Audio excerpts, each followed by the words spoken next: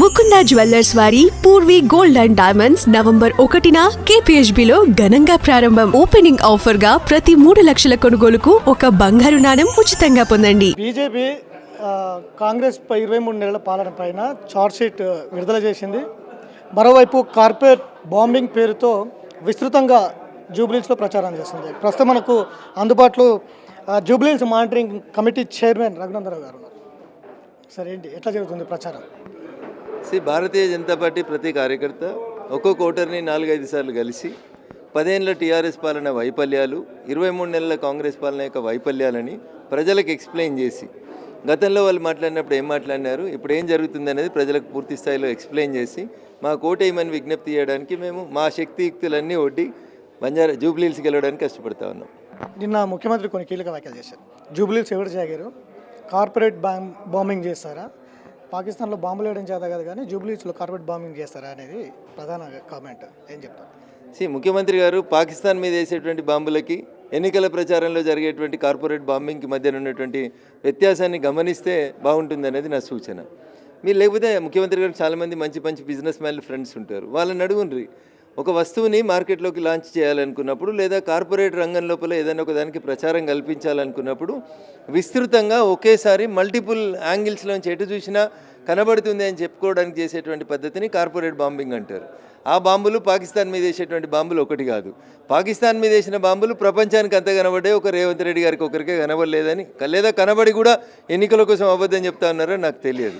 పాకిస్తాన్ మీద బాంబులు పడ్డాయి అనేది ప్రపంచం అంతా గుర్తించింది. ఒక కాంగ్రెస్ పార్టీ నాయకుడు రాహుల్ గాంధీ గారికి ఆపరేషన్ సింధూర్ మీద ఎప్పుడో 6 నెలల కింద డౌట్ వచ్చి ఉంటుంది. బహుశా ముఖ్యమంత్రి గారికి ఇప్పుడు వచ్చి ఉంటుంది. ఢిల్లీ నుంచి వాళ్ళు ఏమైనా చెప్పి ఉంటారు, ముఖ్యమంత్రి గారిని మాట్లాడమని ఉంటే మాట్లాడుంటారు తప్ప పాకిస్తాన్ మీద పడ్డ బాంబులు రేవంత్ రెడ్డి గారు కూడా కనబడ్డాయని నేను అనుకుంటున్నాను. సికింద్రాబాద్ పార్లమెంటు డివిజన్లో అసెంబ్లీ సెగ్మెంట్ ఉంది జూబ్లీహిల్స్.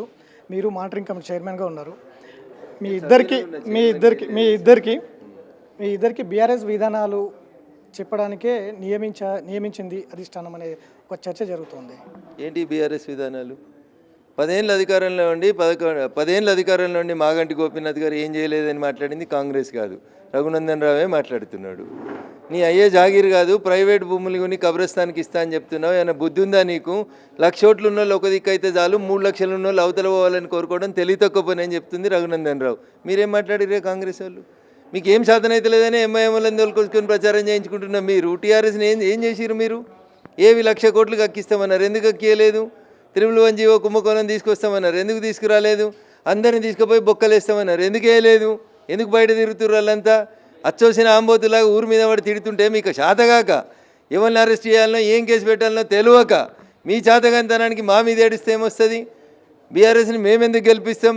బీఆర్ఎస్నే కదా నేను మెదక్లో ఓడగొట్టి వచ్చింది, ఒక్క సీట్ రాకుండా చేసి వచ్చింది. మీరేం చేసిరు కాంగ్రెస్ పార్టీ? మేము కదా బీఆర్ఎస్ పనిని కథం చేసుకుంటూ వస్తుంది. గత 12 ఏళ్ళు మోడీ, 10 ఏళ్ళ బీఆర్ఎస్, తెలంగాణ కావచ్చు జూబ్లీహిల్స్ ఏం చేసిరు, ఏం తెచ్చారు, మోడీ ఏమి ఇచ్చాడు అనేది ప్రధాన కామెంట్. అన్నం ఉడికిందా లేదా చూడాలంటే ఒక మెతుకు చాలు. ప్రపంచం అంతా మోడీని విశ్వసిస్తుంది. ప్రపంచంలో ఉన్న ఏ సర్వే ఏజెన్సీ ఎప్పుడు సర్వే చేసినా 100కి 70 కంటే ఎక్కువ మంది మోడీ గారిని వారి పాలనని గొప్పగా ఉందని అడ్మైర్ చేస్తూ ఉన్నారు. ఈ అన్నీ ఉండి కూడా కళ్ళుండి కూడా చూడలేక ఇట్లా మాట్లాడిన వాళ్ళకి ఏం సమాధానం చెప్తామన్నా? ఒకరోజు పెట్టు బిగ్ టీవీలో ఒక 100 మంది విలేకరులను తోలుకొచ్చుకో, శతావధానం చేస్తా 12 ఏళ్ళ మోడీ గారి పాలనలో ఎన్ని పైసలు వచ్చినాయి, రూపాయితో సహా. 23 నెలల్లో నువ్వు 18 నెలలైన రిటైర్డ్ ఎంప్లాయీస్కి పెన్షన్ ఇవ్వడం చేతనైతే లేదు నీ ప్రభుత్వానికి. మేము కదా చేస్తుంది పని, మేము కదా పైసలు ఇస్తూ ఉంది. ఒక రోడ్ వేసిర్రా మీరు కాంగ్రెస్ పార్టీ అధికారంలోకి వచ్చినాక? మీరు వేసిన రోడ్లు ఎట్లున్నాయి చూడురి, మేము వేస్తున్న నేషనల్ హైవేస్ ఎట్లున్నాయి చూడురి.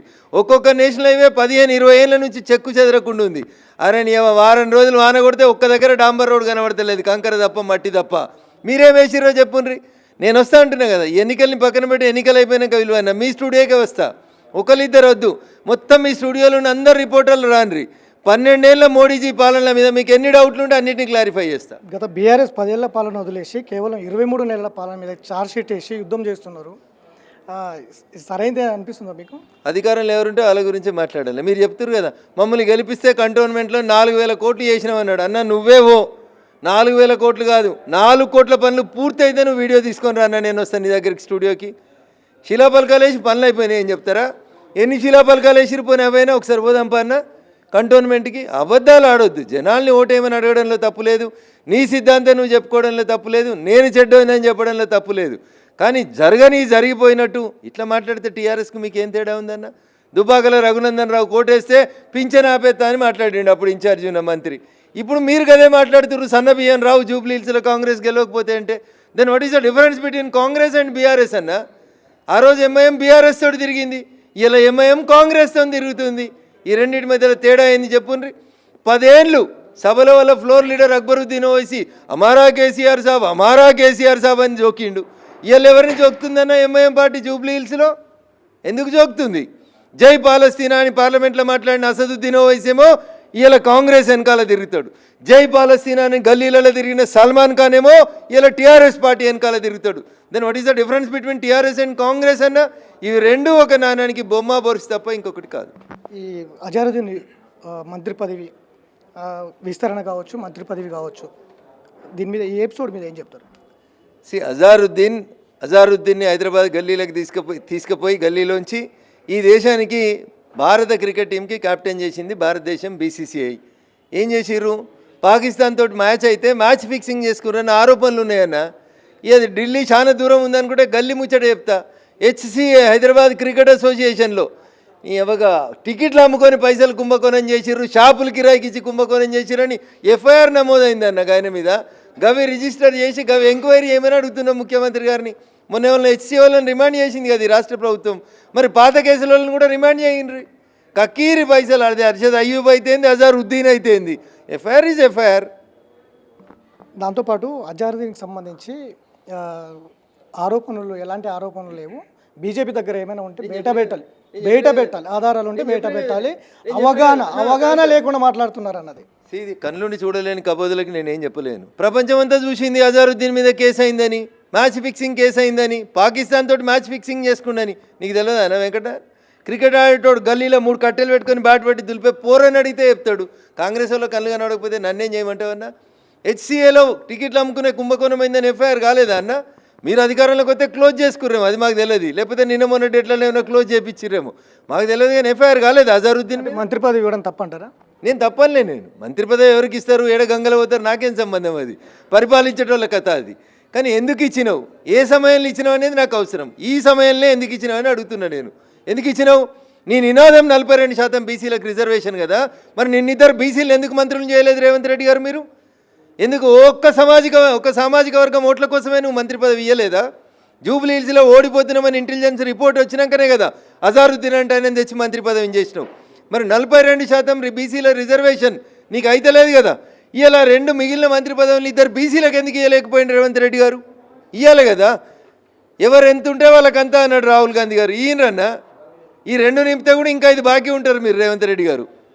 దాదాపు మీకు 1/3 టైం అయిపోయింది, ఇంకా మీరు ఇట్లా మాట్లాడితే ఎట్లా? బీఆర్ఎస్ 10 ఏళ్ల పరిపాలన చూపిస్తుంది.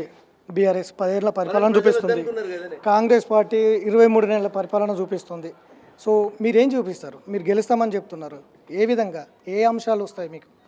తగ్గిన జిఎస్టీ రేట్లు కావచ్చు, తగ్గిన ఇన్కమ్ ట్యాక్స్, పెరిగిన ఇన్కమ్ ట్యాక్స్ ఎగ్జంప్షన్ ఏరియా కావచ్చు, ప్రజలకి మేము ఇస్తున్నటువంటి 12 సంవత్సరాల సుపరిపాలన కావచ్చు. ఒక కుంభకోణం లేకుండా ఈ దేశం గౌరవాన్ని పెంచుతూ ప్రపంచంలో అబుదాబి పోయినా, అడిలాడి పోయినా, ఆస్ట్రేలియా పోయినా, ఇంకేడికి పోయినా ఐఎమ్ ఇండియన్ అని గర్వంగా 56 ఇంచుల చాంతితో చెప్పుకునేటువంటి అవకాశాన్ని కల్పించింది. కాబట్టి భారతీయ జనతా పార్టీ కోటేయాలి తప్ప కాంగ్రెస్ గుర్తు మీద పెట్టి టీఆర్ఎస్ అధికారంలో ఉంటే టీఆర్ఎస్లో పోయేటోడు, టీఆర్ఎస్ గుర్తు మీద గెలిచి కాంగ్రెస్ అధికారంలో ఉంటే కాంగ్రెస్లోకి పోయేటువంటి వాళ్ళకు ఓట్లు అమ్ముకోవద్దని ప్రజలకు విజ్ఞప్తి చేస్తాను.